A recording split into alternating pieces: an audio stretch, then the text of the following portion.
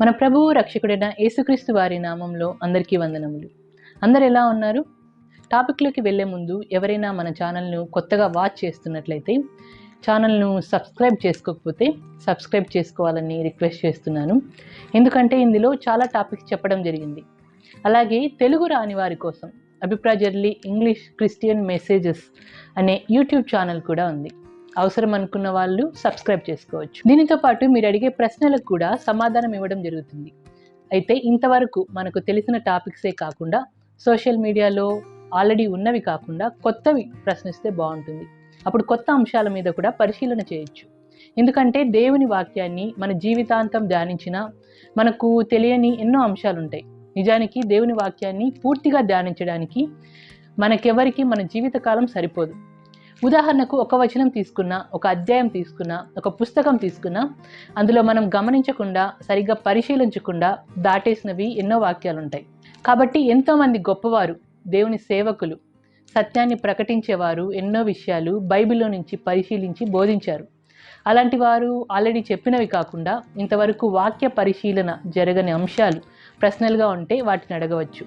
వాటిని దేవుని అనుగ్రహం బట్టి, ఆయన కనికరాన్ని బట్టి, ఆయన కృపచేత, ఆయన ఆత్మ సహాయంతో వాక్యాన్ని పరిశీలించి ఈ ఛానల్ ద్వారా మీ ముందుకు తీసుకురావాలనుకుంటున్నాను. కొంచెం బిజీగా ఉండటం వల్ల రెగ్యులర్గా వీడియోస్ రావట్లేదు. బట్ రెగ్యులర్గా వీడియోస్ మీ ముందుకు తీసుకురావడానికి ప్రయత్నిస్తాను. చాలామంది కామెంట్స్ రూపంలో, మరికొందరు డైరెక్ట్గా మీట్ అయినప్పుడు వారి ప్రశ్నల మీద మాట్లాడమని అడిగారు. ఖచ్చితంగా ఒకవేళ ఆలస్యమైనా కానీ అన్ని విషయాల మీద మాట్లాడడానికి ప్రయత్నిస్తాను. ఇక ఆలస్యం చేయకుండా టాపిక్లోకి వెళ్ళిపోతే, యేసుక్రీస్తు ప్రభువు తనని నమ్మని వారిని నరకానికి పంపించేంత కఠినాత్ముడా, అలాంటప్పుడు ఆయన ప్రేమమయుడు ఎలా అవుతాడు అని నాకు తెలిసిన ఒక అమ్మాయిని ఎవరో ప్రశ్నించారని ఈ విషయం మీద నన్ను మాట్లాడమని అడిగింది. ఆ అమ్మాయి ఇలా చెప్పినప్పుడు నిజానికి నేను షాక్ అయ్యాను. ఎందుకంటే నేను ఎప్పుడు ఇలా ఆలోచించలేదు. చిన్నప్పుడు సండే స్కూల్లో కూడా నాకెవరు ఇలా ఇంత పెద్ద అపార్థాలు చెప్పలేదు. బైబిల్లో కూడా ఇలా లేదు. మరి ఎందుకు జనాలు తన ప్రాణాన్ని మన కొరకు అర్పించి ప్రాణం పెట్టిన యేసుక్రీస్తును ఇంతగా అపార్థం చేసుకున్నారు? వాస్తవం ఏంటి అనేది కనీస పరిశీలన లేకుండా యేసుక్రీస్తు పేరు వినగానే కోపంతో మండిపడుతూ నిష్కారణంగా ఆయనను నిందిస్తూ, లేదంటే ఫేక్ క్రిస్టియన్స్ని చూచి కానీ, లేదా బైబిల్లో రాయబడిన కొన్ని వాక్యాలను అపార్థం చేసుకొని కానీ యేసుక్రీస్తు ప్రభు వారిపై అనేక చెడ్డ మాటలు మాట్లాడే వాళ్ళు ఉన్నారు. వారికి ఆయన ప్రేమ అర్థం కాలేదు. అంటే అర్థం చేసుకోవడానికి, అపార్థం చేసుకోవడానికి మధ్యలో చాలా చిన్న అంతరం, చిన్న గ్యాప్ ఉంటుంది. దాన్ని సరిగ్గా గమనించకపోతే సులభంగా అర్థం అవ్వాల్సిన విషయమే సెకండ్స్లో అపార్థమైపోతుంది. యేసుక్రీస్తు ప్రభు వారి విషయంలో కూడా ఇదే జరిగింది. ఎందుకంటే యేసుక్రీస్తు ప్రభువు తనని నమ్మని వారిని నరకానికి పంపించేంత కఠినుడా అని ప్రశ్నించేవారు దేనిని బట్టి ఇంత పెద్ద అపార్థంలోకి వెళ్ళిపోయారు? బైబిల్లో ఏదైనా వాక్యం చూసి వాళ్ళు అపార్థం చేసుకుని ఉంటారా అంటే ఈ 2 వచనాలు వారి అపార్థానికి కారణమై ఉండొచ్చు. అవేంటంటే మార్కు సువార్త 16వ అధ్యాయం 16వ వచనం, నమ్మి బాప్తిస్మం పొందినవాడు రక్షింపబడును, నమ్మని వానికి శిక్ష విధింపబడును. అలాగే యోహాను సువార్త 3వ అధ్యాయం 36వ వచనం, కుమారుని యందు విశ్వాసముంచువాడే నిత్యజీవం గలవాడు, కుమారునికి విధేయుడు కానివాడు జీవం చూడడు గాని దేవుని ఉగ్రత వాని మీద నిలిచి ఉండును.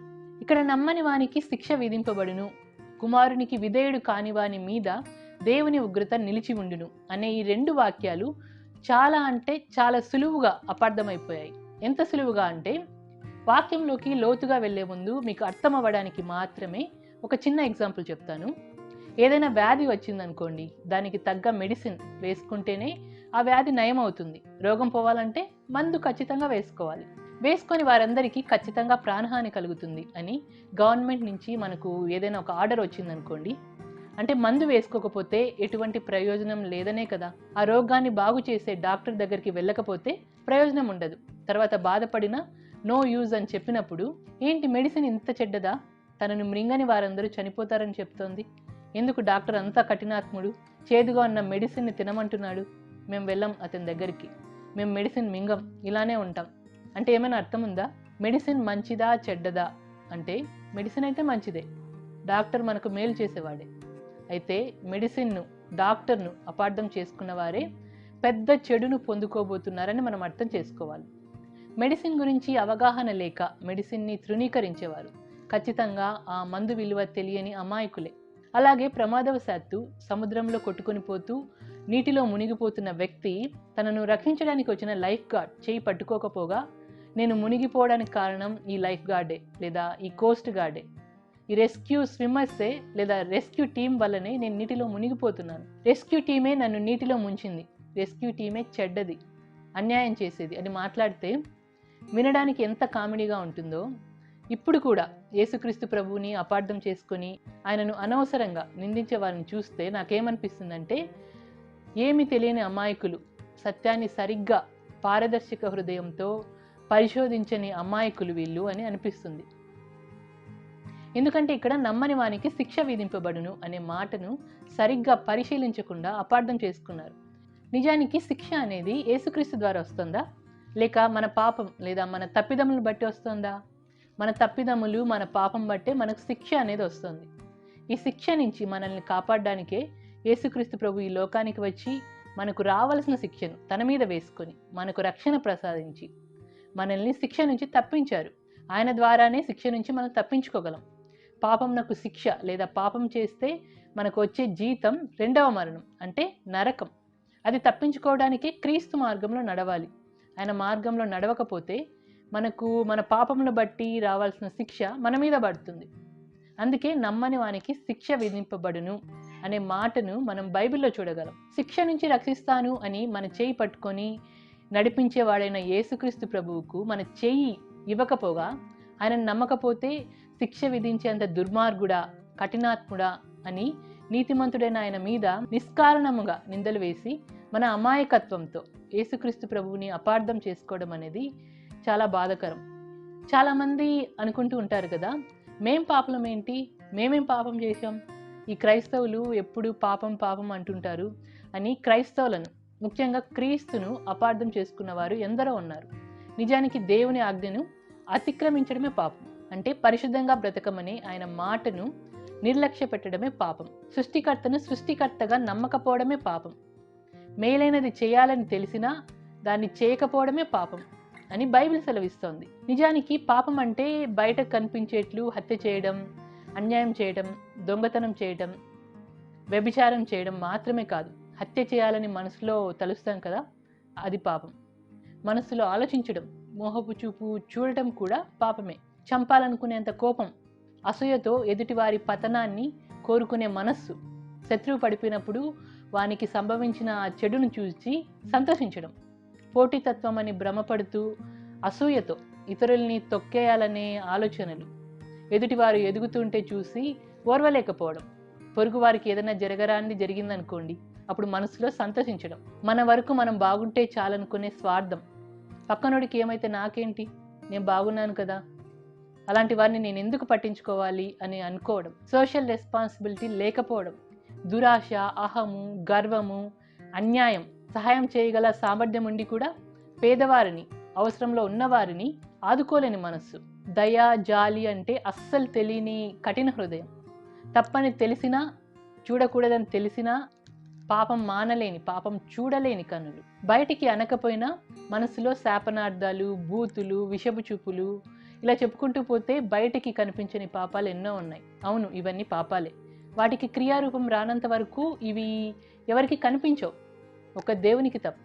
యాక్షన్స్ రూపంలో, క్రియల రూపంలో, అంటే చేతలతోనే కాదు, మొదట ఆలోచనల్లో, తర్వాత చూపుల్లో కల్మషం ఉన్నా అది పాపమే అని యేసుక్రీస్తు ప్రభు చెప్పారు. ఇలా తలంపుల్లో, చూపుల్లో కూడా 100% తప్పు చేయని వారు ఈ లోకంలో ఒక్కరైనా ఉన్నారంటారా? ఖచ్చితంగా లేరు. దేవుని వాక్యం కూడా నీతిమంతుడు ఒక్కడు కూడా లేడని సెలవిస్తోంది. పాపం అనేది ఉన్నంత వరకు ఎవరు దేవుని దగ్గరకు వెళ్ళలేరు. మనుషులని దేవుణ్ణి వేరు చేసేదే ఈ పాపం. దేవునికి మనిషికి మధ్య దూరం పెంచేదే ఈ పాపం. అందుకే దేవుడు లోకమును అంటే మనుషులందరినీ ఎంతో ప్రేమించి మన పాపమును బట్టి మనం నశించిపోకుండా తన అద్వితీయ కుమారుడైన యేసుక్రీస్తునందు విశ్వాసం ఉంచి నిత్యజీవం పొందాలని, అంటే పాపం వలన కలిగే శిక్ష నుంచి తప్పించబడి క్రీస్తు ద్వారా పరలోకానికి వెళ్ళి అక్కడ మరణం లేని, అంతం లేని జీవం అనుభవించాలని యేసుక్రీస్తును ఈ లోకానికి పంపించాడు. ఎందుకంటే యేసుక్రీస్తు ప్రభువు ఏ పాపం చేయని పరిశుద్ధుడు. పరిశుద్ధుడైన క్రీస్తు ద్వారానే మనం కూడా పరిశుద్ధులమై పరిశుద్ధుడైన దేవుని యొద్దకు వెళ్ళగలం. ఎందుకంటే పరిశుద్ధత లేకుండా ఎవరు దేవుని చూడలేరు. హృదయంలో కల్మషం లేకుండా శుద్ధిగా ఉన్నవారే పరలోకంలో ఉన్న దేవుడిని చూడగలరు. దేవుడు పరిశుద్ధుడు కాబట్టి మనం కూడా పరిశుద్ధులమైతేనే దేవునితో మనకు యాక్సెస్ ఉంటుంది. కాబట్టి దేవుని ఎదుట మనల్ని పరిశుద్ధులుగా, నిర్దోషులుగా, నిరపరాధులుగా నిలవబెట్టే సత్తా, అటువంటి సామర్థ్యం, కేపబిలిటీ ఒక యేసు ప్రభుకే ఉంది. ఎందుకంటే పరిశుద్ధుడైన వాడే పాపులను పరిశుద్ధులుగా చేయగలరు. ఆయన ఏ పాపం చేయనివాడు, పవిత్రుడు, నిర్దోషి, నిష్కల్మషుడు, పాపుల్లో చేరక ప్రత్యేకంగా ఉన్నవాడు. నా యందు పాపం ఉన్నదని మీలో ఎవడు స్థాపించును అని ప్రపంచంలో ఇంతవరకు మొదటి మానవుని నుంచి ఇప్పటి వరకు ఎవరు చేయని ఛాలెంజ్ చేసినవాడు, పాపంను క్షమించుటకు భూమి మీద అధికారం కలిగినవాడు ఆయన మాత్రమే. He is the one and only. అప్పుడు కానీ ఇప్పుడు కానీ ఎప్పటికి కానీ ఇదే ఆయన ఛాలెంజ్. అందుకే యేసుక్రీస్తు ప్రభువు మన పాపములను తన మీద వేసుకొని, పాపమెరుగని ఆయన మన కొరకు పాపంగా చేయబడ్డాడు. ఆ పాపానికి సిలువలో ప్రాయచిత్తం చేశాడు. పాపం నుంచి మనల్ని విమోచించి మనల్ని పరిశుద్ధులుగా చేసి పరిశుద్ధుడైన దేవుని యొద్దకు మార్గం చూపాడు. అంటే పాపం అనే వ్యాధికి పరిశుద్ధుడైన యేసుక్రీస్తు పాపమును తొలగించే డాక్టర్ అయితే, లేదంటే నిర్దోషమైన, నిష్కలంకమైన, అమూల్యమైన ఆయన రక్తం పాపంని శుద్ధి చేసే, పాపం నుంచి విమోచించే మెడిసిన్ అయితే, ఆ మెడిసిన్ మాకొద్దని, పాపాన్ని బాగు చేసే డాక్టర్ మాకొద్దని ఆయనని తృణీకరించి మెడిసిన్ వేసుకోకపోతే ఆత్మకు శిక్ష ఉంటుందని తెలియక, అంటే ఆయన ద్వారానే పాపములకు విముక్తి, పరలోకానికి మార్గం అని తెలుసుకోకపోగా చివరికి ఆయనను నమ్మకపోతే నరకానికి పంపించేంత స్వార్థపరుడు, దుర్మార్గుడు అని తిరిగి ఆయనను నిందించడం ఎంతవరకు న్యాయం? ఇక్కడ మీకు ఆశ్చర్యపరిచే ఒక విషయం చెప్తాను. యేసుక్రీస్తు ప్రభువు ఎలాంటి వాడంటే, పరలోకంలో తనతో పాటు సింహాసనంలో మనల్ని కూర్చుండబెట్టుకుంటానని చెప్పారు. ఈ లోకంలో అధికారులు గ్రేడ్ 4లో ఉన్న కార్మికులను తమతో పాటు తమ పక్కన కూర్చుండబెట్టుకుంటారా? దేశాన్ని ఏళ్లే ప్రధానమంత్రి కానీ, రాష్ట్రాన్ని పరిపాలించే ముఖ్యమంత్రి కానీ, ఏదైనా పెద్ద కంపెనీ ఫౌండర్ కానీ, CEO స్థానంలో ఉన్న గొప్ప వ్యక్తులు కానీ, ఇలా ఎవరైనా గొప్పవారు తమ కుర్చీలలో గ్రేడ్ 4 కార్మికుల్ని కూర్చుండబెట్టుకుంటారా? ఎస్, వాటికి అర్హత కావాలి. మరి అర్హత సంపాదించాకైనా ఒక రాజు తన సింహాసనంలో చివరికి తన కుమారుణ్ణైనా తన తర్వాతనే తన సింహాసనంలో కూర్చొనిస్తాడు. మరి యేసుక్రీస్తు ప్రభువు ఏ అర్హత లేని మనకు పాపం అనే అనర్హతను తీసేసి పరిశుద్ధత అనే అర్హతనిచ్చి తన సింహాసనంలో తన ప్రక్కన కూర్చుండబెట్టుకుంటానంటే అసలు ఆయనలో 1% అయినా స్వార్థం కనిపిస్తోందా? ఆయనలో స్వార్థమే లేనప్పుడు కఠినత్వానికి లేదా దుర్మార్గానికి చోటెక్కడుంది? నిజానికి యేసుక్రీస్తు ప్రభుకి మన పాపాలకు తగిన శిక్ష విధించే అధికారం ఉంది. అయినప్పటికీ మనల్ని శిక్షించకుండా సిలువలో మన శిక్షను తాను భరించాడు. ఇది ఏమాత్రం గమనించకుండా ఆయన తనను నమ్మని వారిని నరకానికి పంపించేంత కఠినుడని భావించే వాళ్ళంతా వాస్తవం తెలియని అమాయకులే. కాబట్టి మనకు శిక్ష అనేది మన పాపముల వలన మనకు వచ్చే జీతం లేదా ప్రతిఫలం. ఆ జీతమే మరణం, రెండవ మరణం, ఆత్మకు శిక్ష. అంటే శిక్ష అనేది మనం చేస్తున్న పాపాన్ని బట్టే మనకు కలుగుతోంది. కాబట్టి శిక్షకు కారణం ఎవరు? యేసుక్రీస్తా, మనమా? ముమ్మాటికి మనమే. అయితే రాబోయే శిక్షను తప్పించడం కొరకే దేవుడు మనకు కృపావరం ఇచ్చాడు. ఆ కృపావరం అంటే ఏంటో తెలుసా? యేసుక్రీస్తునందు నిత్య జీవం. ఇంతవరకు చెప్తూ వచ్చాను కదా, యేసుక్రీస్తు ప్రభువు మన పాపంలో కొరకు చనిపోయాడని, మన శిక్షను తన మీద వేసుకొని తాను భరించాడని, తన పరిశుద్ధతను మనకిచ్చాడని. అదే కృపావరం. ఆయన సిలువలో పాపంను జయించి పాపపు ముల్లైన రెండవ మరణాన్ని విరిచి, అంటే పాపం వలన మనం వెళ్ళవలసిన నరకాన్ని మనకు తప్పించాడు. ఈ పాపాన్ని బట్టి నరకానికి మీరు వెళ్ళనవసరం లేదు, మిమ్మల్ని నేను పరిశుద్ధులుగా చేస్తాను, నా మార్గంలో నడవండి అని ఆయన అంటుంటే మనం మాత్రం ఇదంతా అర్థం చేసుకోకుండా తనను నమ్మని వారిని యేసుక్రీస్తు నరకానికి పంపిస్తాడా అని ఆయన మీద కక్ష పెట్టుకుంటున్నాం. ఇది న్యాయమా? పాపం నుంచి, ఆ పాపం ద్వారా కలిగే శిక్ష నుంచి ఇంత గొప్ప రక్షణ మనకు క్రీస్తు ద్వారా కలుగుతుంటే అమాయకత్వంతో, అపార్థంతో ఈ రక్షణను నిర్లక్ష్యం చేస్తే శిక్ష నుంచి మనం ఎలా తప్పించుకోగలం? ఇదెంత విచిత్రంగా ఉందంటే, తప్పు చేసేది మనమే, ఆ తప్పులు లేదా ఆ పాపం నుంచి వచ్చే శిక్షను తొలగించిన యేసుక్రీస్తును అపార్థం చేసుకొని ఆయన కఠినుడని నిందించేది మనమే. శిక్షలేకి దూకాలని మనం ప్రయత్నిస్తూ యేసుక్రీస్తు చెయ్యి పట్టుకోకపోగా క్రీస్తు నరకానికి పంపుతాడంట అని భ్రమపడేది మనమే. సూపర్! ఇంత ఈజీగా యేసుక్రీస్తు ప్రభువుని అపార్థం చేసుకోవడం అంటే ఇదే. ఇంతకంటే అమాయకత్వం మరొకటి ఉండదేమో. నిజానికి దేవుడు నరకాన్ని అపవాదికి, వాని దూతలకు సిద్ధపరిచాడని దేవుని వాక్యం సెలవిస్తుంది. అంతేకాకుండా అందరూ మారు మనసు పొందాలని ప్రతి ఒక్కరికి సమయం ఇస్తూ మనుషులందరి మీద దీర్ఘశాంతం చూపుతున్నాడు ఆయన. ఇదేం పట్టించుకోకుండా చాలామంది యేసుక్రీస్తు ప్రభువును అపార్థం చేసుకుంటున్నారు. అందుకే మొదట నేను చెప్పాను కదా, అర్థం చేసుకోవడానికి అపార్థం చేసుకోవడానికి చాలా చిన్న అంతరం ఉంటుంది. ఆయన ప్రేమను అర్థం చేసుకోకుండా ఈజీగా అపార్థం చేసేసుకొని నరకం నుంచి తప్పించే ఆయనను నరకానికి పంపించే కఠినుడని, స్వార్థపరుడని ఆయనపై ముద్ర వేస్తే ఫలితంగా నష్టపోయేది మనమే. అయితే క్రైస్తవులంతా పరిశుద్ధులా అని మీరు నన్ను అడగొచ్చు. నిజానికి నేను క్రీస్తును నమ్మని వారి కంటే ఎక్కువగా మేము క్రీస్తును నమ్ముకున్నాం, మేము క్రైస్తవులం అని చెప్పుకునే వారిలోనే ఎంతోమంది అన్యాయస్తులను, దోపిడీదారులను, ఫ్రాడ్ చేసేవారిని చూశాను. అందుకే క్రైస్తవులలో ఫేక్ క్రిస్టియన్స్ లేరా అంటే ఖచ్చితంగా ఉన్నారు. ఫేక్ పాస్టర్స్, అబద్ధ బోధకులు, అబద్ధ ప్రవక్తలు, మోసగానులైన పనివారు, గొర్రె చర్మం కప్పుకున్న తోడేళ్ళు, వాక్యమును వంచనగా బోధిస్తూ కల్పనా కథలు, కల్పనా వాక్యములు చెప్తూ అసలు ఉపదేశించకూడని వాటిని వాళ్ళ దుర్లాభం కొరకు ఉపదేశిస్తూ కుటుంబంలోనే పాడు చేసేవాళ్ళు, తాము చెప్పే బోధను పాటించని వాళ్ళు, ఇలా ఎందరో ఉన్నారు. అలాగే విశ్వాసుల్లో ఫేక్ విశ్వాసులు, ఫేక్ బిలీవర్స్, కేవలం వాక్యం వింటారు కానీ వాక్య ప్రకారం ప్రవర్తించకుండా తమ క్రియల వలన దేవుని నామం దూషింపబడ్డానికి కారణమవుతూ పైకి భక్తిగా ఉండి దాని శక్తిని ఆశ్రయించని వాళ్ళు ఉన్నారని దేవుని వాక్యమే సెలవిస్తోంది. ఈ ఫేక్ పాస్టర్స్ కానీ ఫేక్ బిలీవర్స్ కానీ అటు వెచ్చగానైనా ఇటు చల్లగానైనా ఉండకుండా నులివెచ్చగా ఉన్నారు. ఈ పరిస్థితిలో ఉంటే దేవుడు కూడా ఒప్పుకోడు. అంటే ఇటువంటి వారందరూ త్రోవ తప్పిన వారే. ఇంతకుముందు మనం తెలుసుకున్నట్లు త్రోవ తప్పిన వారు వారి క్రియలను బట్టి పరిశుద్ధుడైన దేవుని యొద్దకు వెళ్ళలేరు. అటువంటి వారిలో చెబుతున్న నేను కానీ వింటున్న మీరు కానీ ఉండకూడదని ఎప్పటికప్పుడు మన హృదయాన్ని దేవుని వాక్యంతో పరిశీలన చేసుకొని, పరీక్ష చేసుకొని క్రీస్తు మార్గంలో పడిపోకుండా నడుచుటకు దేవుని ఆత్మ మనల్ని అందరినీ నడిపించునుగాక. కాబట్టి ముఖ్యంగా క్రైస్తవులకు ఇక్కడ ఒక విషయం తెలియాలి. యేసుక్రీస్తు ప్రభు తన 2వ రాకడలో దూతలను పంపినప్పుడు వారు ఆయన రాజ్యంలో నుండి, అంటే గోధుమల మధ్య పెరిగిన గురుగులు, అంటే యేసుక్రీస్తు ప్రభువుని నమ్ముకొనే క్రీస్తు మార్గంలో నడవని వారిని, దుర్నీతి పరులను, వీళ్ళందరినీ సమకూర్చి అగ్నిగుండంలో పడేస్తారని వాక్యంలో రాయబడింది. అంటే యేసుక్రీస్తుని నమ్ముకున్నా కూడా ఆయనను పోలి నడవకుంటే నరకమే అని దేవుని వాక్యం సెలవిస్తోంది. క్రీస్తు మార్గం అంటే ఏదో అనుకోకండి, మనస్సులో అంటే తలంపుల్లో, చూపుల్లో, క్రియలలో కల్మషం లేకుండా పరిశుద్ధంగా జీవించాలని బోధించే మార్గమే క్రీస్తు మార్గం.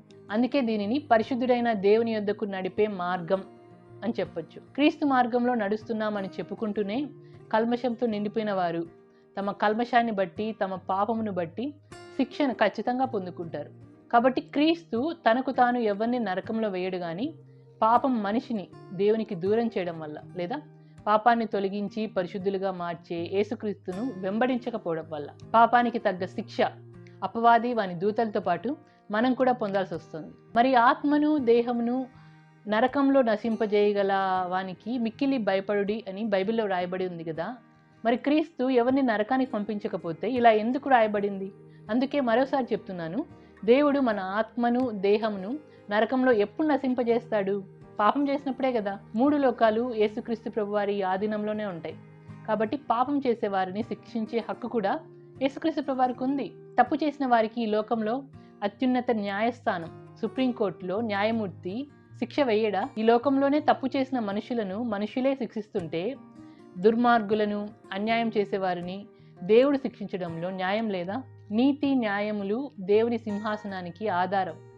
ఆయన చర్యలన్నీ న్యాయములు. ఆయన నిర్దోషి అయి నమ్ముకొనదగిన దేవుడు. ఆయన నీతిపరుడు, యథార్థవంతుడు.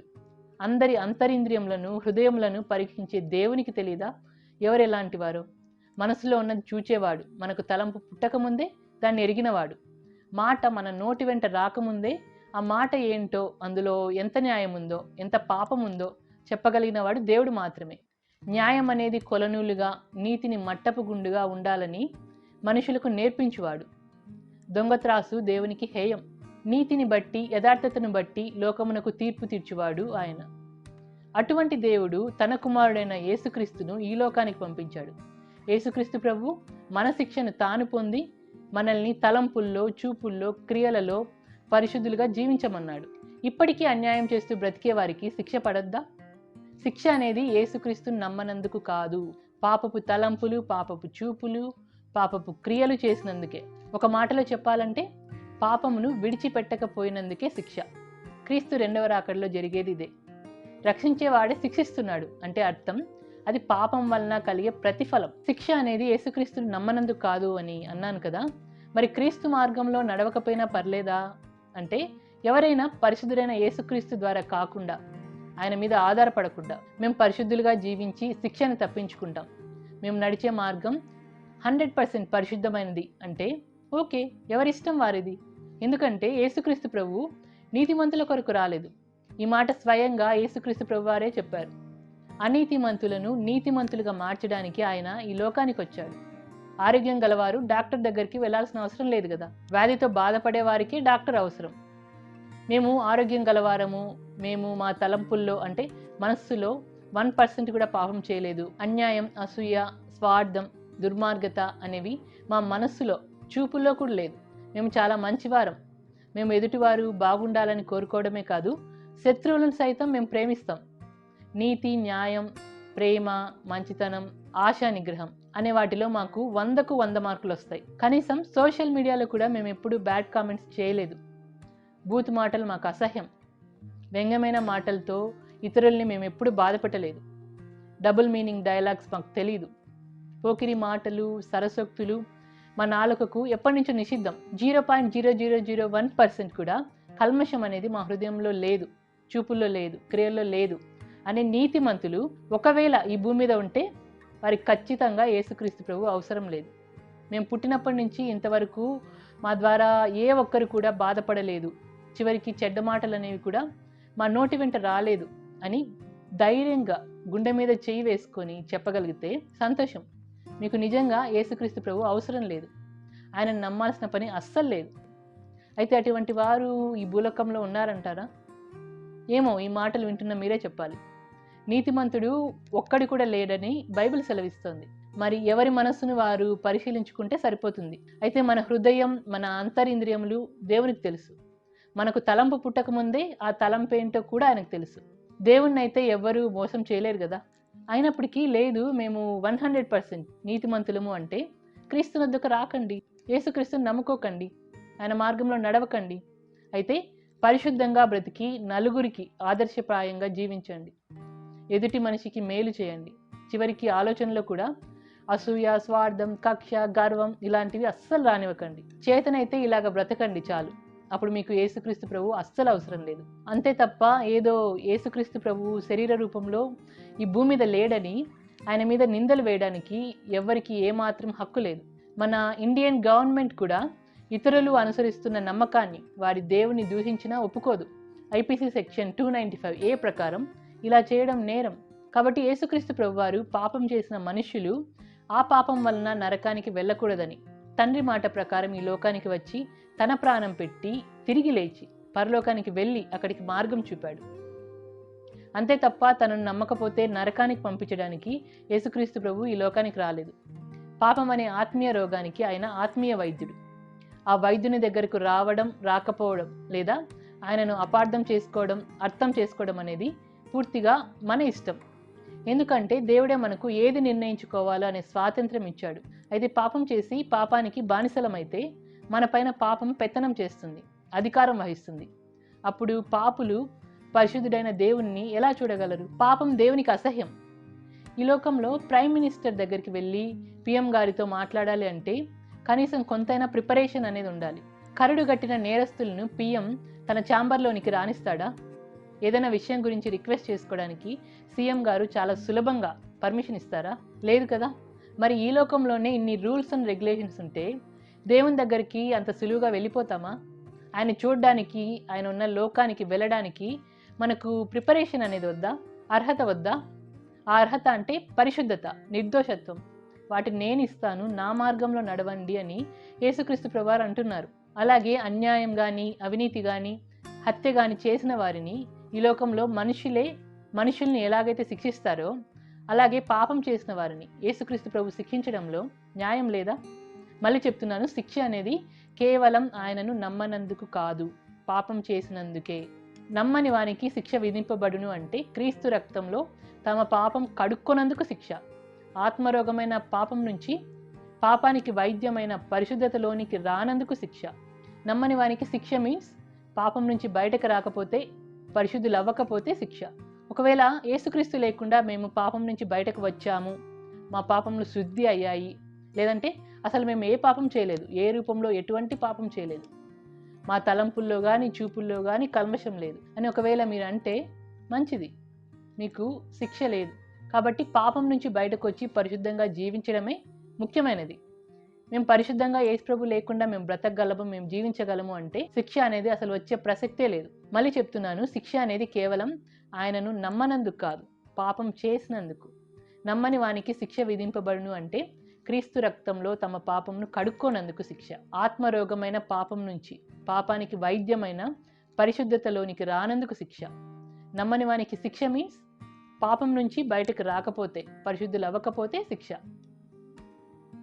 ఒకవేళ క్రీస్తు లేకుండా మేము పాపం నుంచి బయటకు వచ్చాము, మా పాపములు శుద్ధి అయ్యాయి, లేదంటే అసలు మేము ఏ రూపంలో కూడా పాపమే చేయలేదు, మా తలంపుల్లో చూపుల్లో కూడా కల్మషమే లేదు అంటే మంచిది, అటువంటి వారికి కూడా శిక్ష అనేది లేదు.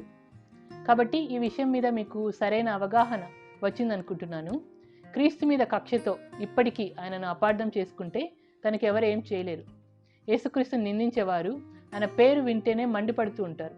ఆయన ఏదో వీరి దగ్గరికి వచ్చి వీరికి అన్యాయం చేసినట్లు, ఏదో పాత కక్షలు యేసుక్రీస్తుతో ఉన్నట్లు, ఆయన మీద అనవసరంగా పర్సనల్ గ్రడ్జ్ పెట్టుకొని నీతిమంతుణ్ణి బూతులతో నిందలతో అపార్థం చేసేవారు కనీసం ఎప్పుడైనా మేల్కోవాలి.